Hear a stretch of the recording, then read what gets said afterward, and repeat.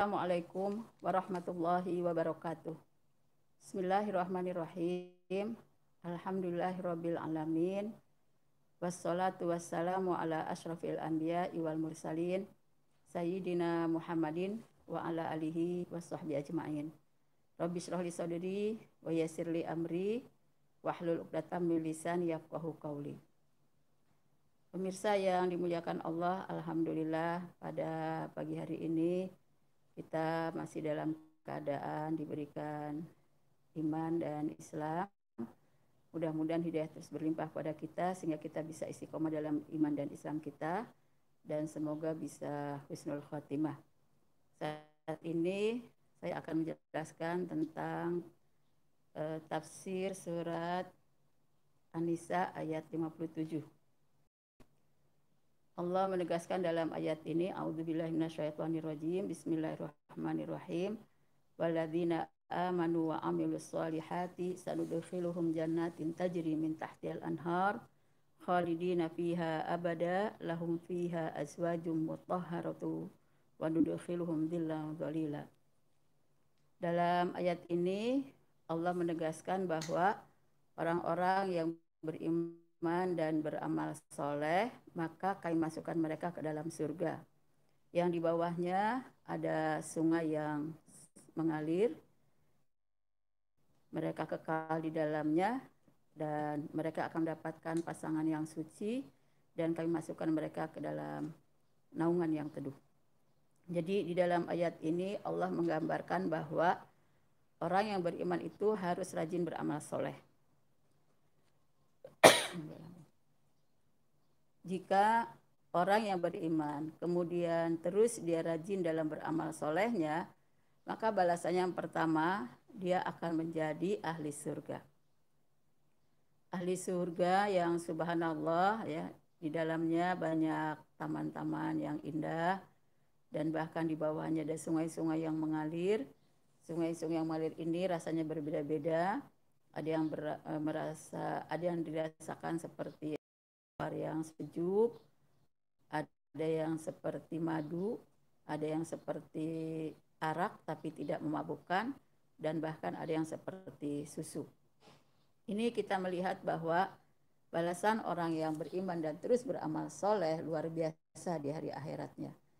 Bahkan yang diharamkan di dunia di sana tidak diharamkan, yang diharamkan di dunia sesuatu yang mabuk bukan di sana, sekalipun arak tapi tidak memabukkan. Di sini susu boleh jadi bisa basi dan tidak menjadi basi. Subhanallah, ini satu anugerah dari Allah buat ahli surga bagi orang yang beriman dan beramal soleh. Bahkan selain itu, ketika nanti di hari kiamat mereka akan mendapatkan naungan Allah. Ini menjadi satu iman dan terus beramal soleh, tidak menghentikan amal solehnya dan tidak melakukan perbuatan maksiat yang akan dinukainya, maka pada saat yang sama bukan hanya dia akan menjadi ahli surga selama-lamanya, menjadi kenikmatannya abadi, bahkan juga dia akan diberikan pasangan yang suci, yang tidak akan pernah menyakiti, yang tidak pernah menzalimi, yang tidak melakukan kekerasan, tidak melakukan pengkhianatan, pasangan yang benar-benar setia lagi suci. Selain itu Allah akan memberikan naungan yang benar-benar teduh untuk mereka. Nah, karena itu kita harus terus meningkatkan iman kita agar kita terus bisa beramal soleh. Sebab iman dan amal soleh ini dua amal atau dua sikap yang tidak boleh kita abaikan salah satunya. Ini iman, ini amal soleh harus terus terikat, terus bersambung. Jika imannya semakin kuat, maka amal solehnya semakin baik.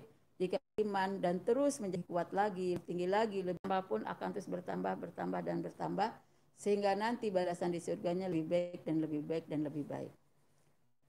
Nah, mudah-mudahan kita semua termasuk orang-orang yang bisa merasakan nikmatnya di dalam surga yang penuh dengan taman-taman indah, penuh dengan mata air atau sungai-sungai yang mengalir, luar biasa pasangan-pasangan yang suci, bahkan lebih dari itu akan mendapatkan naungan yang selalu teduh dan nyaman. Nah, di sinilah kita akan bisa melihat apakah kita bisa merasakan indahnya surga di dunia agar kita bisa merasakan indahnya surga di hari akhirat. Rasulullah menggambarkan seperti apa sih surga di dunia yang menjadi taman-taman indah nanti menjadi taman di dalam surga kita di hari akhirat, yaitu yang pertama adalah banyak melakukan zikir. Ya. Kalau kita duduk dalam satu majelis dan majelis adalah majelis zikir, maka ini merupakan salah satu jalan menuju taman surga kita di hari akhirat. Karena suatu hari dalam riwayat hadis Tirmidzi, Rasulullah menyebutkan apabila kalian melewati suatu taman surga, maka singgahlah. Ya, maka singgahlah. Mereka bertanya, ya Rasulullah, apa sih yang dimaksud dengan taman surga tersebut? Kata Rasulullah, halaqah dzikir, yaitu majelis zikir. Jadi ketika kita rajin berzikir bersama banyak orang, bukan untuk banyak melakukan hal-hal yang berbau ghibah, berbau namimah, menyakiti orang, menzalimi orang, melakukan perbuatan maksiat. Nah, ketika kita justru melantunkan zikir dari lisan kita terus-menerus, maka ini seperti kita sedang duduk di taman surga nanti di hari akhirat. Yang keduanya yaitu kalau kita rajin hadir di majelis taklim. Kalau kita hadir di majelis taklim, kemudian kita memang benar-benar untuk memperdalam ya, nilai-nilai Islam, nilai-nilai kebaikan, hal-hal yang bermanfaat untuk kita dan artinya adalah majelis taklim. Maka ini pun disebutnya sebagai taman oleh Rasulullah SAW. Dalam hadis riwayat Tabrani, Rasulullah menyatakan, apabila kalian melewati taman surga, maka singgahlah. Mereka bertanya, ya Rasulullah, apa yang dimaksud dengan taman surga? Rasulullah menyebutkan majalisul ilm, yaitu majelis-majelis ilmu. Hari ini ibu-ibu sedang mengikuti kajian di Majelis Taklim Al-Kautsar. Mudah-mudahan pada saat yang sama Allah sedang menempatkan ibu-ibu semua berada di taman surga. Kemudian yang ketiganya adalah salat di raudhah. Kita memahami bahwa salat di raudhah ya antara mimbar dan kuburan Rasulullah SAW ini adalah raudhah, taman surga. Jadi kalau kita sedang umroh mampir ke Madinah, ke Masjid Nabawi, maka jangan lupa untuk sholat di raudhah karena ini seperti kita sedang sholat di taman surga. Rasulullah menyebutkan dalam hadisnya, ma baina baini wa minbari raudhatun min riyadil jannah. Antara mimbarku, antara aku dan mimbarku adalah taman dari taman surga. Nah, di sini Rasulullah menyebutkan wa mimbari ala haudi, sedangkan mimbarku ada di ya, tengah-tengah ya tengah-tengah antara ya surga antara mimbar dengan kuburan Rasulullah ini. Nah, mudah-mudahan Allah memberikan kepada kita untuk rajin menziarahi Masjid Nabawi sehingga kita bisa melakukan sholat di raudhah dan seperti kita sedang melakukan sholat di taman surga. Karena itu rajinlah kita melakukan halaqah zikir ya, majelis hadir di majelis zikir untuk berzikir bersama orang-orang lain, rajin hadir di majelis ilmu untuk belajar dan menambah ilmu yang bermanfaat dan sekaligus kita mudah-mudahan bisa rajin mengunjungi atau diberikan anugerah oleh Allah mengunjungi Masjid Nabawi sehingga bisa sholat di raudhah yang balasannya seperti kita sedang berada di taman surga. Nah, karena itu di dalam ayat ini Allah menegaskan kalau orang yang beriman dan terus bisa beramal soleh, Allah akan masukkan mereka kemana? Ke dalam surga yang mengalir, ada pasangan yang suci dan bahkan lebih dari itu akan mendapatkan naungan yang sangat teduh. Disinilah akan mendapatkan kenikmatan yang luar biasa. Nah, namun dalam ayat 58-nya Allah memberikan satu perintah kepada kita. Innallaha ya'murukum an tu'addul amanati ila ahliha. Sesungguhnya Allah memerintahkan pada kalian untuk menunaikan amanah kepada pemiliknya, kepada penerimanya. Jadi dalam ayat ini kita harus jadi orang yang bisa dipercaya. Apakah kepercayaan itu terkait dengan kemampuan kita mengelola kewenangan, kebijakan, kekuasaan, kepemimpinan, maka pada saat itu kita akan mendapatkan amanah. Ataupun kita mendapatkan kepercayaan, ya, amanah dititipi harta. Mungkin juga dititipi sesuatu yang rahasia tidak boleh diceritakan pada orang lain. Ini semua adalah amanah. Segala bentuk amanah yang diberikan kepada kita harus kita tunaikan sesuai dengan ya keinginan pemiliknya. Dan kalau sudah diberikan amanah, maka kita kembalikan lagi kepada pemiliknya. Sehingga kalau kita pinjam berarti itu sesuatu yang harus kita kembalikan kepada ya pemilik. Kalau kita misalnya diberikan amanah sebagai pemimpin, kepemimpinan itu benar-benar dilakukan dengan adil untuk para ya pemilihnya. Kalau kita dijadikan sebagai seorang ibu ya dipimpin oleh suami kita untuk bisa mendidik anak kita, maka kita harus bisa melaksanakan ya pendidikan dengan baik kepada anak kita karena sesuatu yang diamanahkan. Demikian pun suami diamanahkan oleh Allah seorang istri dan anak-anak, dia harus menjadi pemimpin. Kepemimpinannya adalah lakukan amanah itu dengan sebaik-baiknya ya kepada pemiliknya. Kemudian wa idza hakamtum bainan nasi an tahkumu bil adli. Dan apabila kalian menetapkan hukum, maka tetapkanlah hukum di antara manusia dengan benar-benar adil. Termasuk kita sebagai ibu rumah tangga. Kalau kita sedang memberikan satu keputusan kepada anak-anak kita, misalnya ada anak yang bertengkar, menentukan siapa yang salah, kita harus benar-benar adil. Menentukan siapa yang harus mendapatkan balasan karena dia punya prestasi, harus benar-benar adil. Menentukan siapa yang benar-benar di antara semua anak itu untuk bisa berjalan dalam kebaikannya dan melarang dari keburukan-keburukannya, harus benar-benar adil. Sehingga pada saat yang sama kita tidak melakukan kejahatan. Sesuatu yang tidak adil akan bernilai kejahatan. Termasuk ketika kita memberi kepada anak-anak. Memberi kepada anak-anak itu sebuah kebijakan, keputusan atas diri kita karena ini merupakan hak kita. Tapi pada saat yang sama kita harus benar-benar adil. Kalau pada satu anak harus memberi kepada semua anak. Kalau kita tidak memberi pada satu anak berarti kita tidak memberi pada anak-anak yang lain. Jika kita tidak memberi itu sebagai sanksi karena misalnya kesalahan anak, maka itu tidak menjadi keputusan kita untuk semua anak. Nah, karena itu Allah menegaskan tentang keadilan di dalam Al-Quran ini sangat banyak sekali, hingga 28 kali dalam 28 ayat Allah menjelaskan tentang perintah atau keharusan untuk melakukan keadilan ini. Tentulah ini akan datangkan banyak kebaikan bagi manusia. Kebalikannya, kalau tidak berbuat adil akan mendatangkan madarat, mendatangkan bahaya ya, dan keburukan bagi seluruh manusia. Nah, karena itu Allah menyebutkan innallaha ni'ma ya'idukum bih innallaha kana sami'an basira. Sesungguhnya Allah adalah sebaik-baik pemberi nasihat kepada kalian. Sesungguhnya Allah Maha mendengar lagi Maha melihat. Walaupun ini adalah ayat Al-Quran yang pertama atau mungkin baru kita dengar, tapi nilai keadilan dalam akhlak kita itu sudah berlaku lama. Namun setelah kita mendapatkan ayat yang kita pahami sekarang ini, berarti kita harus lebih lagi ya waspada, jangan sampai kita meneledorkan, mengabaikan tentang keadilan ini. Sekalipun itu kepada ya keluarga kita sendiri, apalagi kepada masyarakat umum yang menjadi tanggung jawabnya. Nah, karena itu Allah menyebutkan jika kita benar-benar ya melakukan nasihat ini, inilah nasihat yang terbaik dari Allah.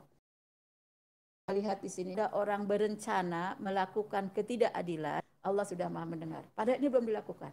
Tapi rencananya saja Allah sudah Maha tahu, mendengar terhadap apa yang kita ucapkan. Ketika ucapan itu akan menghancurkan nilai-nilai keadilan, maka Allah sudah mencatatnya. Tapi juga melihat apa yang dilakukan oleh setiap hamba. Nah, karena itu keadilan ya di masa Rasulullah sangat ditegakkan. Jadi Rasulullah ketika kehadiran seorang ayah dan ibu ya mengatakan pada Rasulullah, ya Rasulullah, aku punya seorang anak yang soleh sekali, yang baik sekali, yang berbakti pada kedua orang tua, tidak seperti anak-anak yang lain. Saya ingin memberikan hadiah kepadanya. Kemudian kata mereka, orang tua ini, maukah Rasulullah menjadi saksi atas hal ini agar tidak menjadi keburukan bagi saudara-saudaranya yang lain. Kata Rasulullah tanya, apakah kamu beri juga kepada anak-anak kamu yang lain? Kata mereka, tidak ya Rasulullah, hanya untuk anak ini yang soleh ya, yang baik, yang berkhidmah ya, yang ketahuan ya anak ini tidak menjadi orang-orang yang tidak akan melakukan hal-hal yang buruk yang tidak diinginkan oleh kedua orang tuanya. Pada saat yang sama kata Rasulullah, demi Allah aku tidak melakukan sesuatu yang berdosa. Jadi berbuat tidak adil itu berdosa, sekalipun itu terhadap anak sendiri. Jangan kita abaikan, biar ini kan anak masih kecil. Tapi apa yang dilihat oleh anak atas ketidakadilan itu terus ya, setiap hari, mungkin setiap pekan, mungkin setiap bulan, bahkan setiap tahun ada sikap-sikap yang tidak adil, perilaku dari orang tua dalam memutuskan ya kebijakan-kebijakan dalam keluarga kepada anak-anaknya, ini akan menjadi satu sikap yang buruk bagi anak. Tumbuhlah ya perasaan dengki, perasaan keji. Inilah yang kita lihat bagaimana kedengkian saudara-saudaranya Yusuf sehingga mereka menceburkan Nabi Yusuf ke dalam ya sumur. Nah, inilah yang diinginkan oleh Allah kepada kita semua agar kita bisa berbuat adil kepada siapapun. Bahkan harus adil pada diri kita sendiri. Kita tidak boleh pakai sendal sebelah karena tidak adil kepada kaki kita satu yang kepada kaki kita yang lain. Kita tidak boleh mencukur ini tidak adil. Sahabat meriwayatkan bahwa Rasulullah melarang perbuatan qaza. Qaza itu menyuruh sebagian rambutnya atau dibuat botak, dibuat bersih gitu ya, dibuat gundul sebelah kepalanya dan sebelahnya yang lain tidak. Nah ini sekarang sudah banyak terjadi di tengah-tengah kalangan anak muda yang sebenarnya itu tidak boleh terjadi karena itu tidak adil. Tidak adil pada diri sendiri, tidak boleh apalagi pada orang lain. Kemudian di ayat 59 di surat An-Nisa ini Allah memerintahkan kepada kita, setelah kita diperintahkan berbuat adil, kita diperintahkan taat. Kata Allah, ya ayyuhalladzina amanu atiiullaha wa atiiur rasula wa ulil amri minkum. Fa in tanaza'tum fi syai'in faruddu ilallahi wa rasuli in kuntum tu'minuna billahi wal yaumil akhir dzalika khairu wa ahsanu ta'wila. Hai orang-orang yang beriman, taatlah kepada Allah dan taatlah kepada Rasul dan taatlah kepada pemimpin kalian. Kita melihat di dalam ayat ini perintah taat itu untuk siapa? Ternyata Allah memerintahkannya kepada kita semua yang beriman. Yang tidak beriman karena mereka tidak akan mungkin akan selalu taat kepada Allah dan Rasulnya dan bahkan pada pemimpinnya, maka Allah tidak perintahkan. Tapi bagi orang yang beriman, yang takut kepada Allah, yang selalu ingin mentaati syariat Rasulullah, yang bersiap-siap akan nanti diperhitungkan amalnya sehingga dia selalu waspada, maka dia akan selalu taat. Nah karena itu, bagi orang yang imannya semakin bagus, taatnya semakin bagus. Karena ketaatan itu tergantung pada kualitas iman setiap hamba. Karena itu Allah perintahkan ketaatan ini ya kepada Allah dan kepada Rasulnya, bahkan pada pimpin kalian itu hanya kepada orang yang beriman. Inilah ya hubungan antara iman dan taat. Bagaimana ketaatan ini bisa dilakukan oleh seorang hamba tergantung bagaimana kualitas imannya. Kalau imannya tinggi bahkan sampai kepada takwa, ya amalnya pun akan tinggi. Sehingga amal itu benar-benar amal yang khusyuk, amal yang benar-benar ikhlas, amal memilih dengan ya, yang sesuai dengan syariatnya Allah dan Rasulnya. Nah inilah yang kita perhatikan bahwa ternyata perintah taat itu diperintahkan oleh Allah pada orang-orang yang beriman. Kemudian karena ketaatan kita itu harus atas nama perintah Allah, perintah Rasulullah, dan pemimpin-pemimpin yang baik di antara kita, maka pada saat yang sama, fa in tanaza'tum fi syai'in faruddu ilallahi war rasul. Apabila terjadi perbedaan pendapat, terjadi perselisihan ya terhadap sesuatu, maka kembalikanlah kepada Allah dan Rasulnya. Nah, itulah mengapa kita taat kepada pemimpin benar-benar yang harus kita yang selalu bisa dipercaya. Yang ketiga, bisa memiliki karakter teladan, ya. Tidak memberikan contoh yang buruk-buruk, bahkan memberikan contohnya yang baik-baik. Karena pemimpin itu akan mendapatkan pahala sebanyak yang dipimpinnya, tapi dia juga akan berdosa sebanyak ya, yang dipimpinnya. Kemudian setelah itu dia juga harus hukum, membuat ketetapan agar bisa membawa keadilan dan membawa kesejahteraan. Nah itulah mengapa di sini Allah menegaskan kalau ada perselisihan, ada perbedaan, kembalikan semuanya kepada Allah dan Rasulnya. Tapi Allah pun menghubungkan kemampuan orang mengembalikan kepada ajaran Allah, kepada Allah dan Rasulnya, itu tergantung pada keimanannya juga. Kalau dia imannya kuat, dia tidak berani memutuskan dalam perselisihan itu yang tidak sesuai dengan ketentuan Allah dan Rasul. Jadi Allah menyebutkan in kuntum tu'minuna billahi wal yaumil akhir. Jika kalian benar-benar beriman kepada Allah dan hari akhir. Jika benar-benar beriman kepada Allah dan hari akhir, tidak berani berbuat keputusan yang nanti bertentangan ya dengan ketentuan Allah dan Rasulnya. Tidak berani membuat hal-hal yang akan mengakibatkan justru membawa bahaya ya, dan ketidakselamatan di dunia maupun di hari akhirat. Kata Allah, dzalika khairu wa ahsanu ta'wila. Itulah yang lebih baik dan akan menjadi baik akibatnya. Karena apa yang menjadi tanggung jawab kita sebagai seorang mukmin ini tidak hanya yang terkait dengan apa yang kita lakukan hari ini, tapi dari mulai masa kita balik sampai seterusnya, sampai kita nanti nafas yang terakhir, itulah yang terus akan diperhitungkan oleh Allah Subhanahu wa taala. Jadi karena itu semua perilaku yang kita lakukan sedapat mungkin dalam bingkai ketaatan, harus dibingkai oleh ketaatan. Ketaatan itu yang sesuai dengan aturan Allah dan Rasulnya. Nah, kita melihat di dalam surat 13 ayat 15, taatnya seorang mukmin kepada Allah dan Rasulnya itu sifatnya mutlak. Jadi kalau Allah sudah melakukan perintah, Rasul sudah memberikan perintah, kita tidak perlu memerlukan proses berpikir panjang. Bagi orang mukmin itu ketika ada perintah, sudah ada aja dorongan dari hati untuk mengamalkannya, untuk yang mentaatinya. Karena dia sadar bahwa seorang hamba perilakunya dibingkai oleh ya ketentuan Allah dan Rasulnya, oleh aturan Allah dan Rasulnya. Itulah mengapa dalam 13 ayat 15 Allah menyebutkan walillahi yasjudu man fis samawati wal ardi tau'an au karha. Dan bagi Allah bersujudlah ya semua yang ada di langit maupun yang ada di bumi dalam keadaan taat ataupun dalam keadaan benci. Ada orang karena taatnya, karena imannya ya, karena kesolehannya dia benar-benar ikhlas dengan senang hati dia melakukan ya ketaatan itu pada Allah dan Rasulnya.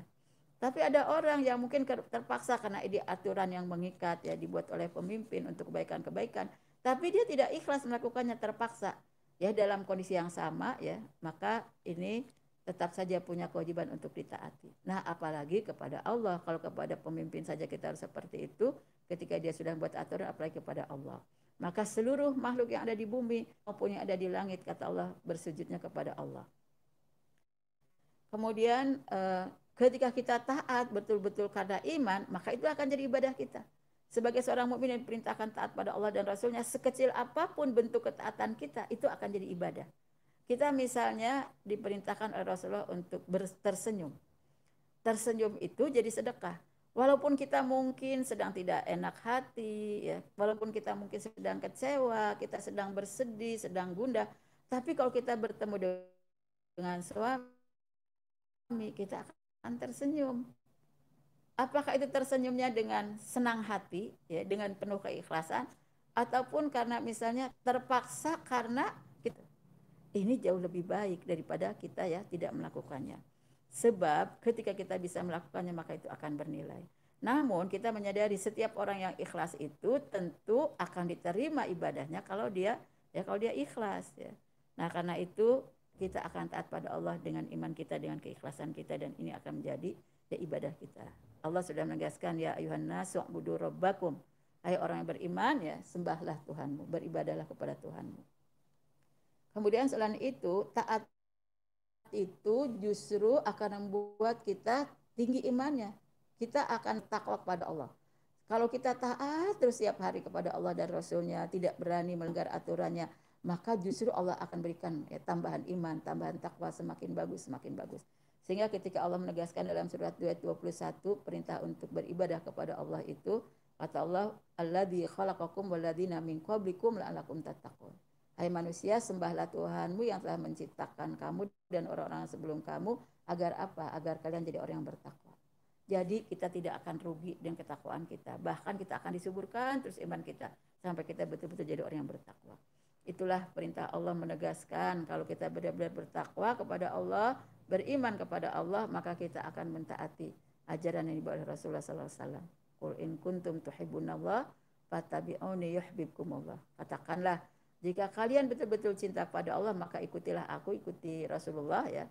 Dan pada saat yang sama Allah akan mencintai kalian. Nah, inilah ayat yang diperintahkan oleh Allah bahwa taat kepada Allah dan Rasulnya itu diperintahkan pada orang yang beriman, dan orang yang akan bisa melakukan ya, taat dengan sangat baik ketika dia beriman pada Allah dan hari akhir, dan itulah akan jadi kebaikan yang luar biasa nanti di hari akhirat. Kemudian dalam surat 4 ayat 60 Allah menegaskan, alam taro ilal ladzina ya'umuna annahum amanu bima unzila ilaika wa ma unzila min qablika yuriduna ayyatahakamu ila taghut wa qad umiru ayyakfuru bihi wa yurid syaitanu ayyudillahum dhalalan ba'ida. Kata Allah, tidakkah kamu melihat ya, memperhatikan orang-orang yang mengaku bahwasanya mereka itu beriman terhadap apa yang diturunkan kepadamu dan diturunkan kepada orang-orang sebelum kamu. Jadi ada orang-orang yang Allah sebutkan ya dalam pengakuannya dia seperti beriman kepada Al-Qur'an dan beriman kepada kitab-kitab yang diturunkan sebelum Al-Qur'an. Tapi kata Allah yuriduna ayyatahakamu ila taghut. Tapi mereka ingin ya menetapkan hukum itu sesuai dengan keinginan togut. Togut itu yang disembah selain Allah. Padahal ya Allah itu kan sudah memerintahkan kita mengingkari togut. Wa qad umiru ayyakfuru bihi. Padahal Allah sudah memerintahkan kita untuk mengingkari togut. Dan mengingkari Tuhan-Tuhan yang disembah selain Allah. Jadi di sini kita bisa melihat ada orang yang lisan ya, antara lisan dengan perilakunya berbeda. Lisannya mengatakan saya beriman kepada Quran dan bahkan beriman kepada kitab-kitab yang diturunkan sebelum Al-Quran. Tapi perilakunya dalam ketetapan hukumnya ternyata bukan kepada hukum yang ditetapkan oleh Allah dan Rasulnya. Bahkan dia berhukumnya kepada hukum Tagut. Pada saat itu Allah menyatakan sebetulnya mereka sudah diperintahkan untuk mengingkari ya hukum ditetapkan oleh Tuhan-Tuhan selain Allah ini. Kenapa? Karena yang ditetapkan oleh selain Allah itu ditetapkan oleh setan. Wa yuridu syaitanu ayudillahum dolalam ba'ida. Saat manusia ikut misalnya justru tertarik kepada hukum yang bertentangan dengan hukum yang ditetapkan oleh Allah dan Rasulnya, maka kata Allah itu sudah diinginkan oleh setan. Karena setan itu ya benar-benar menyesatkan manusia kepada kesesatan yang jauh. Jadi kita sebagai seorang mukmin yang taat kepada Allah dan Rasulnya, ini ketaatannya harus dijaga, harus istiqomah. Karena dalam masa ketaatan kita ketika kita masih hidup, setan itu nggak akan berhenti. Setan nggak akan berhenti menggoda kita. Setan terus berkeinginan menyesatkan kita pada kesesatan yang sangat jauh sekali. Sehingga nanti Allah murka, dan pada saat Allah murka kita tidak akan lagi mendapatkan balasan surga. Tapi na'udzubillah akan menjadi orang yang mendapatkan balasan neraka. Jadi dalam ayat ini menjelaskan bahwa orang itu tidak cukup hanya pengakuan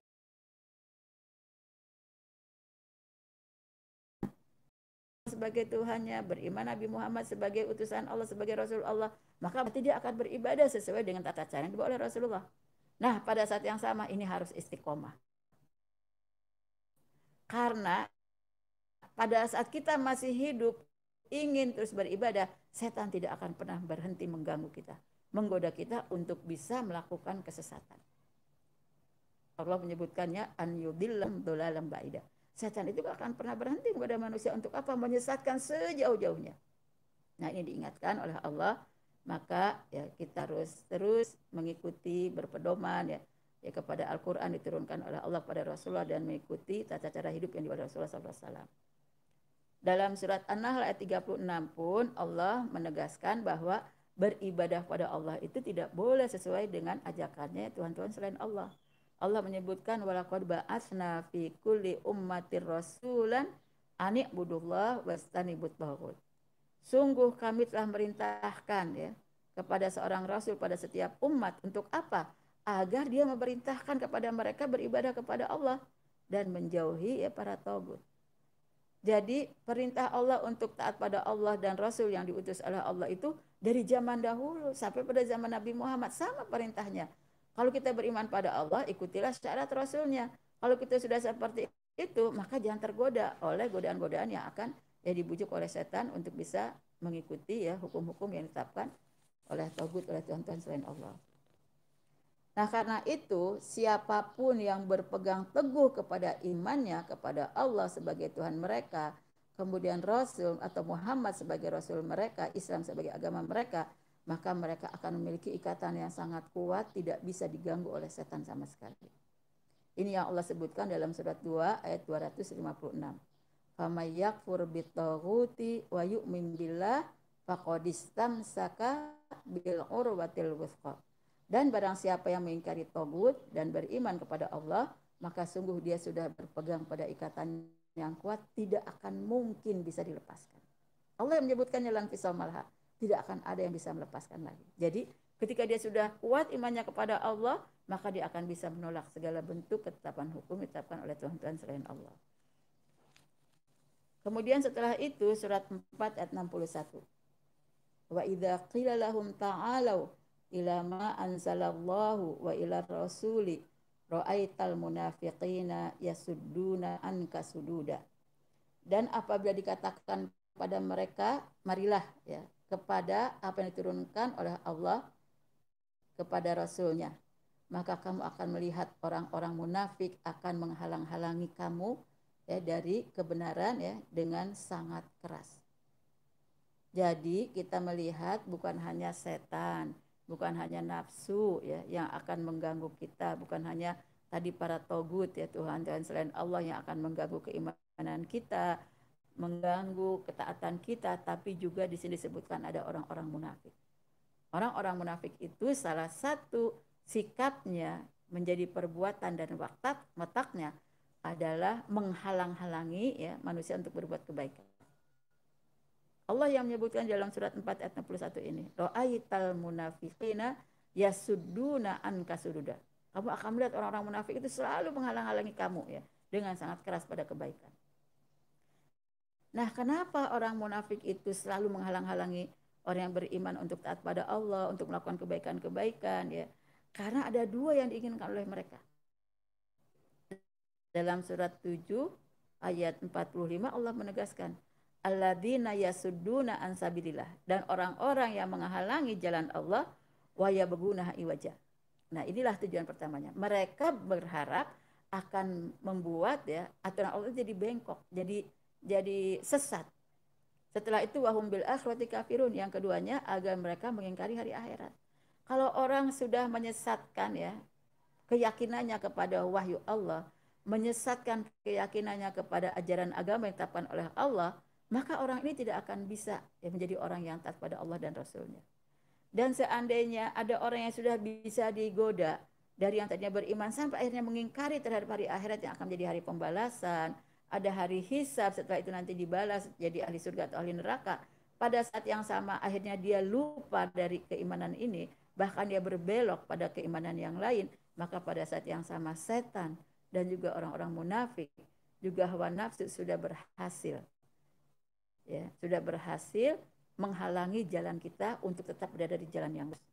Jadi jangan merasa aman kalau kita sudah beriman, tenang-tenang saja, tidak berupaya untuk membentengi iman kita.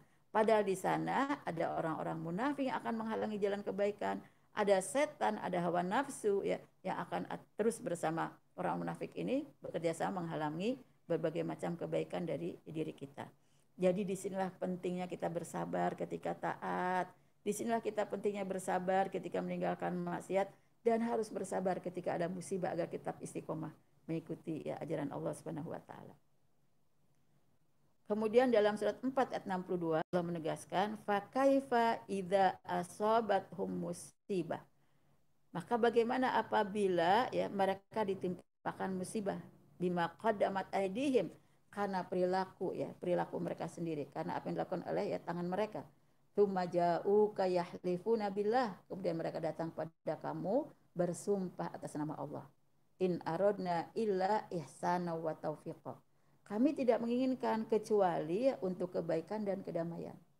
Padahal ya yang dilakukan oleh mereka itu seperti yang kita katakan tadi, ingin menyesatkan manusia supaya nanti tidak mengikuti nilai Islam yang benar, yang lurus, dan juga ingin membuat mereka ingkar dari hari akhirat. Tapi ketika mereka mendapatkan musibah karena perilaku mereka sendiri, mereka mengatakan, ini yang saya lakukan semata-mata untuk kebaikan, untuk kedamaian. Katanya, in aradna illa ihsana wa taufiqa. Padahal sudah jelas tujuannya bukan untuk kebaikan dan kedamaian. Tujuannya bagaimana Islam ini supaya tidak lurus, ya, yang diamalkan oleh manusia. Kemudian yang kedua, bagaimana supaya manusia tidak bersiap-siap untuk hari akhiratnya. Tapi mereka mengaku, kalau musibah itu datang pada mereka, mereka mengatakan, ya sebetulnya saya lakukan itu semata-mata hanya untuk kebaikan dan kedamaian. Padahal justru yang terjadi sebaliknya. Inilah sifat munafik yang disebutkan oleh Allah dalam surat 4:62. Jadi kita melihat apa yang dibicarakan dalam surat An-Nisa ayat 61 dan 62 ini disebutkan di awal-awal surat Al-Baqarah. Bahwa yang namanya orang munafik itu akan menyatakan sesuatu yang berbeda dengan perilakunya sehari-hari. Sehingga pada saat yang sama, pantas Rasulullah menyebutkan salah satu sifat orang yang munafik itu adalah berdusta. Karena lisannya tidak sesuai dengan apa yang dilakukan sehari-harinya. Kemudian dalam surat 4 ayat 63. Ulaikal ladzina ya'lamullahu ma fi qulubihim. Itulah ya. Allah mengetahui apa yang ada dalam hati mereka.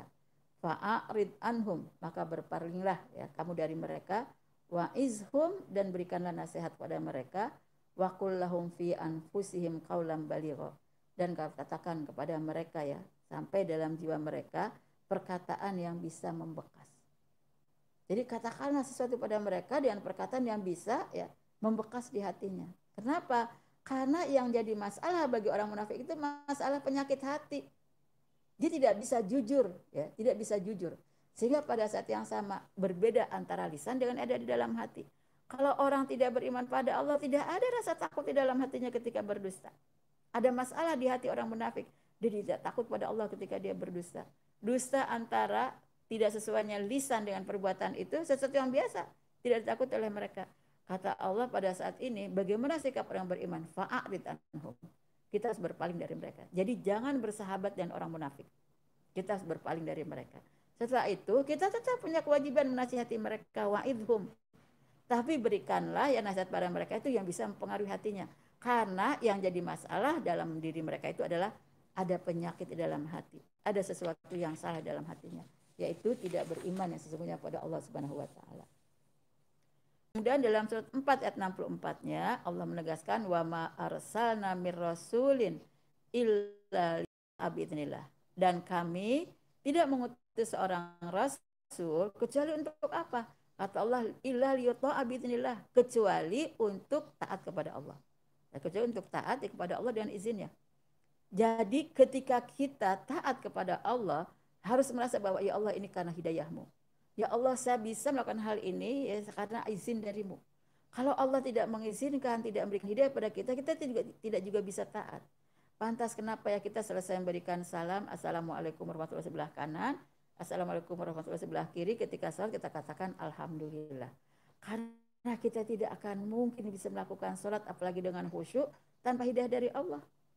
Jadi setiap kita berbuat baik itu, jangan lupa itu atas hidayah dari Allah, atas kebaikan dari Allah. Sehingga kita harus ucapkan ya Alhamdulillah. Karena tanpa izin dari Allah kita tidak akan bisa menjadi orang yang taat. Wa ma tasyauna illa ayyasha Allah. Dalam ayat lain Allah menegaskan kamu tidak punya kehendak apa-apa kecuali dengan kehendaknya Allah. Sekalipun kita punya kehendak yang sudah lama sekali ingin pergi haji. Bahkan sudah bayar penuh untuk melakukan ibadah haji pada tahun ini. Tapi kalau Allah tidak berkehendak batal pergi hajinya. Jadi semua yang kita lakukan sekalipun memang sudah hampir saja kita lakukan. Kalau memang belum ditetapkan oleh kehendak Allah, ya keinginan Allah, ada saja jalan untuk tidak terlaksananya. Jadi ketika kita sudah bisa melakukan amal yang baik, harus kita bersyukur pada Allah karena terjadi kebaikan itu atas izin Allah dan hidayah.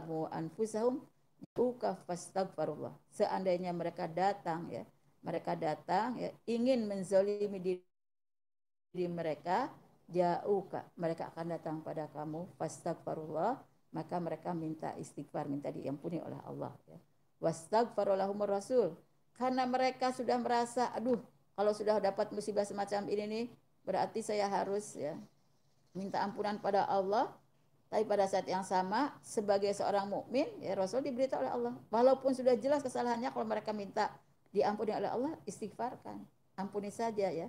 Lawajadullah tawwabar rahimah, karena Allah itu akan terus ya menyatakan ya sebagai salah satu sifatnya tawwab, yaitu maha pengampun. Jadi niscaya mereka ketika beristighfar pada Allah, minta ampun pada Allah, mereka akan dapatkan Allah itu maha penerima taubat lagi maha penyayang.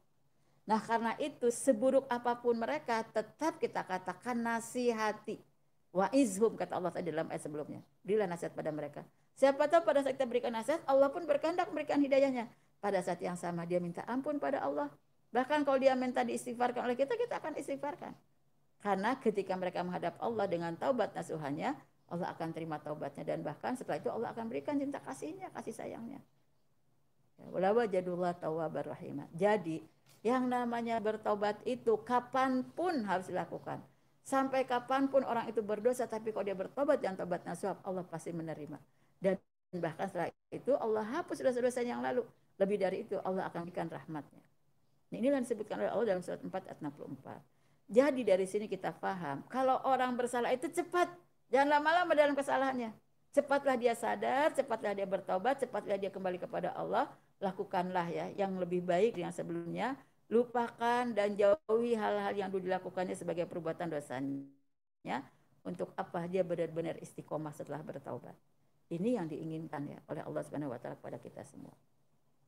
Kemudian surat 4 ayat 65. Fala wa rabbika la yu'minuna hatta yuhaqqimuka fima syajara bainahum.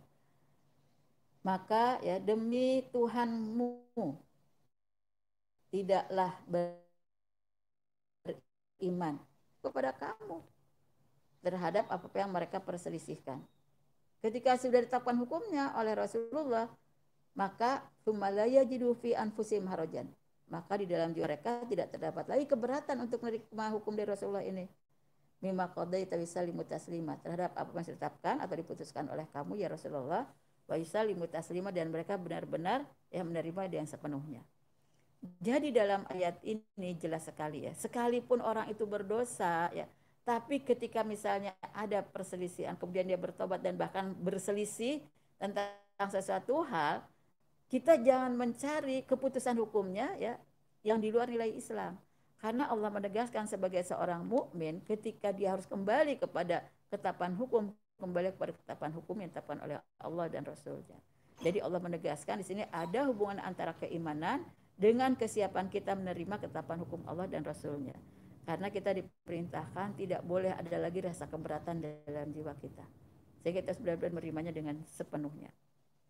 Itulah mengapa dalam surat 33-36 Allah menetapkan kalau Allah sudah menetapkan sesuatu, Rasulullah sudah menetapkan sesuatu, maka tidak ada pilihan lagi bagi orang mukmin kecuali melaksanakan ya ayat yang ditetapkan tersebut.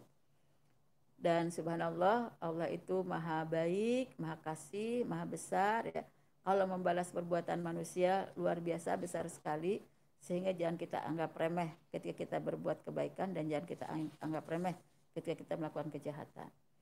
Kemudian di surat 4 ayat 66-nya Allah menegaskan walau anna katabna alaihim aniktulu anfusakum awikhruju min diyarikum ma fa'aluhu illa qalilum minhum. Dan apabila dan seandainya ya kami perintahkan kepada mereka agar membunuh jiwa mereka atau keluar dari rumah mereka, mereka tidak melakukannya kecuali sedikit saja di antara mereka. Jadi bisa jadi salah satu bentuk taubat yang diperintahkan oleh Allah itu harus membunuh jiwa mereka, seperti yang terjadi pada umat Nabi Musa. Ketika mereka melakukan banyak kezaliman dan kesesatan, Allah memberikan kepada mereka syarat taubatnya untuk membunuh jiwa mereka. Atau mereka harus keluar dari rumah-rumah mereka. Tapi kata Allah sedikit sekali di antara mereka yang melakukannya. Walau annahum fa'alu ma yu'aduna bih lakana khairal lahum. Seandainya mereka mengerjakan apa yang diperintahkan, tentu itu lebih baik bagi mereka. Wa asyadda tasbita, dan lebih menguatkan mereka. Jadi kita bisa melihat di sini bahwa ketaatan itu akan mendatangkan kebaikan yang pertama, yaitu kebaikan-kebaikan dari Allah, lakana khairal lahum. Yang kedua akan datangkan pengokohan iman, kematangan langkah. Kalau kita taat pada Allah, bukan kita akan semakin jauh nanti ke depannya, tapi kita justru akan semakin dekat pada Allah, semakin cinta, semakin taat. Bahkan lebih dari itu Allah menyebutkan kita akan semakin mantap ya dalam imannya dan dalam amalnya. Nah karena itu hati yang penuh iman ini akan membuat ketaatan yang lebih besar. Itulah mengapa Allah menegaskan ya dalam surat 208 ya ayyuhalladzina amanu dukhulu fisilmi kafah. Hai orang yang beriman. Jadi kalau imannya sudah bagus, Allah menegaskan udkhulu fisilmi kafah. Masuklah kamu ke dalam ajaran Islam ya secara menyeluruh. Kemudian dalam surat 4 ayat 67 Allah menegaskan tentang apa balasan untuk orang yang taat kepada Allah dan Rasulnya. Dalam surat 4 ayat 67 ini Allah menegaskan wa idzalla atainahum miladuna ajron azima. Dan jika mereka dan jika kami mendatangkan kepada mereka ya suatu perintah untuk taat dan mereka melakukannya miladuna ajron azima, maka kami akan datangkan kepada mereka ya pahala yang sangat besar. Bagi mereka yang taat, setelah melakukan apa yang diperintahkan oleh Allah dan Rasulnya, maka Allah akan berikan pahala yang besar. Ini balasan yang pertama. Yang kedua, wala hadainahum siratam mustaqimah. Dalam ayat 68-nya Allah menegaskan, kami pun akan membalas dengan bentuk yang lain, yaitu memberikan hidayah pada mereka ke jalan yang lurus. Jadi kalau orang yang taat itu bukan semakin jauh dari Allah, semakin benci dari Allah, semakin cinta kepada Allah dan semakin rajin ibadahnya. Sehingga orang yang rajin ibadahnya karena imannya juga justru akan merasakan kelezatan iman. Semakin nikmat dia beramal soleh. Dan bahkan dalam surat 4 ayat 69-nya Allah menegaskan balasan yang ketiga, yaitu wa may yuti'illah wa rasulah fa ulaika ma'al ladzina an'ama Allahu 'alaihim minan nabiyyin wasiddiqin wasyuhada wassalihin wa hasuna ulaika rafiqa. Barang siapa yang taat pada Allah dan Rasulnya, mereka akan mendapatkan kenikmatan dari Allah, itu tinggal bersama para nabi, orang-orang yang jujur, orang yang mati syahid, dan orang-orang yang soleh. Itulah tempat yang paling baik. Jadi subhanallah, walaupun kita sebagai hamba yang taatnya tidak sezaman dengan Rasulullah, ya, tidak sehebat amalnya para sahabat di waktu itu, tapi kita menjadi hamba yang taat pada Allah dan Rasulnya, maka kita diberikan kesempatan untuk bisa tinggal dalam surganya bersama para nabi, ya, orang-orang yang mati syahid, orang-orang yang jujur, bahkan dengan orang-orang yang soleh. Mudah-mudahan itu akan jadi rezeki bagi kita semua. Kemudian dalam surat 4 ayat 70-nya, dzalikal fadlu minallah wa kafa billahi alima. Itulah karunia dari Allah, maka cukuplah Allah yang Maha mengetahui. Jadi kita tidak perlu menghitung-hitung kira-kira apa ya balasan saya dari Allah. Sudah sekian banyak sholatnya, sudah sekian saya zakatnya, sudah sekian banyak saya misalnya berkorban jadi ibu salihah, jadi istri salihah. Tidak perlu dihitung-hitung, karena Allah itu disebutkan dalam ayat ini, ya, sangat cukup memberikan, ya, segala sesuatu kepada kita, tapi perasaan sama juga sangat cukup mengetahui apapun yang harus dibalas kepada kita. Surat 4 ayat 71 Allah menegaskan, ya ayyuhalladzina amanu khudhu hidrakum fanfiru thubatin awin firu jami'a.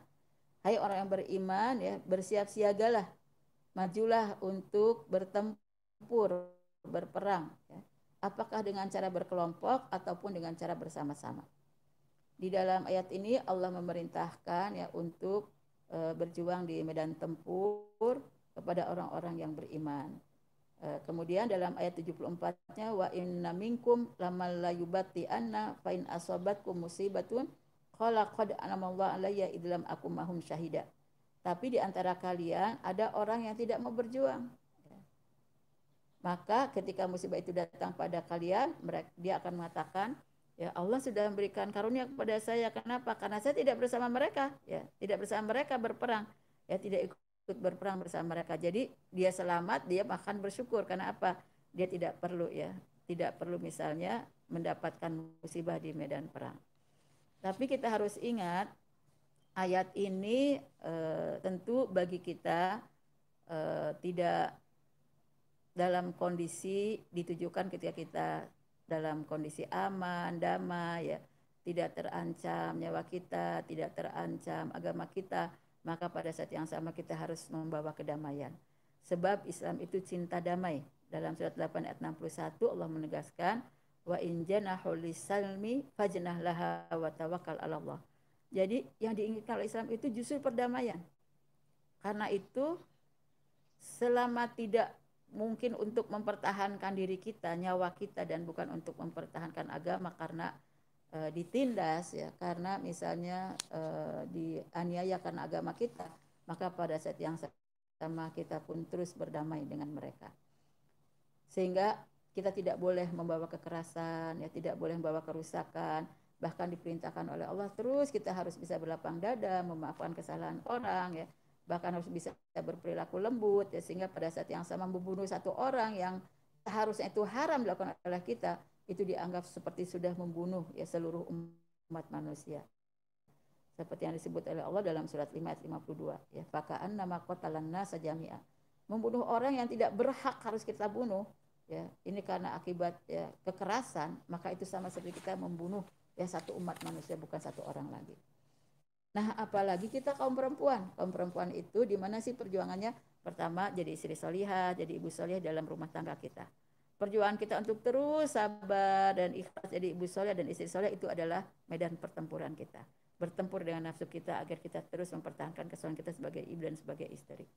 Yang kedua, ketika kita mencari ilmu. Kita sibuk jadi ibu rumah tangga, tapi kita bisa menyisihkan waktu agar kita bisa belajar menambah ilmu. Nah, belajarnya menambah ilmu itu adalah perjuangan, jihad bagi kita. Sehingga kalau kita sampai kita sempat untuk bisa keluar rumah dalam kondisi aman, normal, tidak seperti sekarang. Ketika musim pandemi kita bisa menyempatkan ke majlis taklim, ini sebuah perjalanan, ya, fisabilillah, ya, sama seperti kita sedang berjuang di jalan Allah. Kalau kita dianugerahkan pergi haji, berusaha untuk sampai bisa menuju pada haji yang mabrur, meninggalkan semua yang terlarang, maka itu juga sebuah perjuangan, sebuah jihad juga. Demikian juga kita mengalahkan godaan nafsu setiap hari ini benar-benar merupakan satu jihad bagi kita. Karena ketika Rasul pulang dari medan tempur mengatakan kami kembali ke medan jihad yang besar ya setelah kita melakukan jihad yang kecil. Jadi justru medan perang itu dianggap sebagai medan yang jihad yang kecil, tapi medan yang besar mana? Ini siapa yang kita harus lakukan? Yaitu menahan hawa nafsu kita untuk bisa kita istiqomah mengikuti ketaatan pada Allah dan Rasulnya. Kemudian setelah itu dalam surat 4 ayat 73 ya. Allah menyebutkan wala in asabakum fadlun minallah la yaqulanna ka'lam takum bainakum wa bainahum mawaddah. Seandainya Allah memberikan karunia, kemenangan misalnya dalam medan perang, maka mereka akan mengatakan ya ka'lam takum bainakum wa bainahum mawaddah. Sepertinya antara kalian dengan orang-orang yang munafik, dengan orang-orang yang justru diajak bekerja sama dalam melakukan kejahatan itu tidak punya rasa kasih sayang. Padahal sebelumnya mereka bekerja sama untuk menghancurkan ya misalnya menghancurkan ya nilai-nilai Islam. Seperti yang kita tahu tadi orang-orang munafik itu tidak suka kalau orang yang melaksanakan syariat Islam. Ya laitani kuntu ma'ahum fa'afuza fawzan azima. Mereka mengatakan ya seandainya saja saya bersama mereka ikut berperang, niscaya saya akan mendapatkan ya kemenangan yang besar. Nah, inilah yang disikapi oleh orang munafik kalau diajak berjuang itu berat sekali tidak akan mau ya. Dia karena lebih senang untuk menghalang-halangi orang taat kepada Allah. Kemudian surat 4 ayat 74 Allah menegaskan fal yuqatil fi sabilillah alladzina yashrunal hayatad dunya bil akhirah. Maka berperanglah di jalan Allah ya. Bagi mereka yang sudah menjual kehidupan dunia untuk akhirat. Jadi kita melihat bahwa ternyata berperang itu tidak boleh membawa madarat. Harus membawa kebaikan untuk hari akhirat. Karena itu di sini dalam ayat ini disebutkan wa may yuqatil fi sabilillah fayuqtal aw yaglib fasawfa nu'tihi ajran 'azima. Barang siapa yang berperang di jalan Allah kemudian dia gugur atau dia menang, maka Allah akan berikan balasan yang sangat besar. Nah, jadi balasan yang akan diberikan oleh Allah itu ya kepada mereka yang ikut berperang di jalan Allah untuk meluruskan agama, mempertahankan nyawa, maka pada saat yang sama di saat itu Allah akan memberikan pahala yang besar apakah ketika dia gugur ataupun ketika dia ya mendapatkan kemenangan. Kemudian surat 4 ayat 75 Allah beritakan pada kita wa malakum la tuqatiluna fi sabilillah wal mustad'afina minar rijali wan nisa'i wal wildan. Salah satu yang harus dilakukan oleh orang yang berjuang itu adalah membela orang-orang yang lemah. Membela orang-orang yang lemah apakah laki-laki, perempuan ataupun anak-anak ya. Yang pada saat itu mereka memang butuh pertolongan. Alladzina yaquluna rabbana akhrijna min hadhil qaryatadz zalimi ahluha. Min ahli rabbana akhrijna min hadhil qaryatidz zalimi ahluha. Wahai Rabb kami, keluarkanlah kami dari negara ini atau kota ini atau dulu negeri Mekah ini ya yang penduduknya zalim. Ketika mereka harus melakukan penyelamatan diri karena agamanya ditindas, karena nyawanya diancam, maka pada saat yang sama mereka perlu pertolongan. Maka siapa yang bantunya? Adalah mereka yang mau berjuang di jalan Allah membela saudara-saudaranya seiman.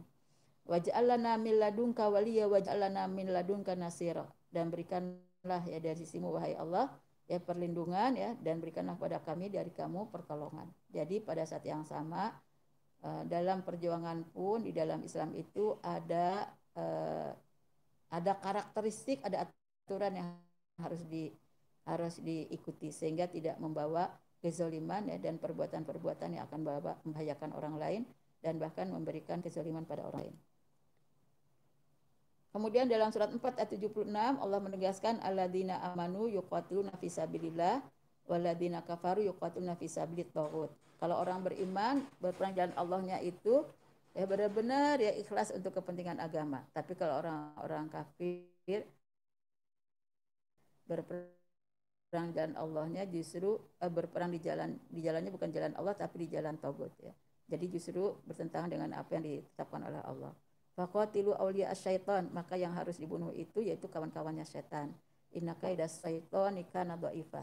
Sesungguhnya tipu daya setan itu ya sesuatu yang lemah. Nah, prinsipnya kita tadi kaum ibu lakukanlah perjuangan menjadi istri solihah, ibu solihah dalam rumah. Pada saat yang sama ya jadilah ibu solihah dan istri solihah yang bisa belajar ya. sampai bahkan belajar di majlis taklim, karena belajarnya merupakan juga fisabilillah, yang merupakan perjuangan di jalan Allah. Demikian pun berdakwah yang mengajak orang lain berbuat baik, ya maka upaya mengajak orang lain berbuat baiknya adalah merupakan perjuangan fisabilillah.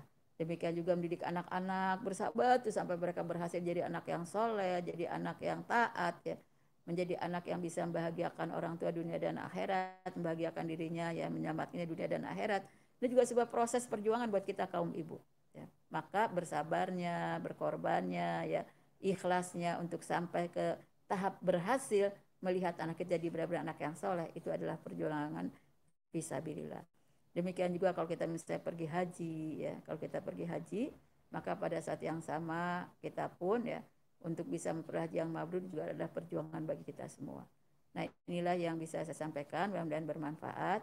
Assalamualaikum warahmatullahi wabarakatuh.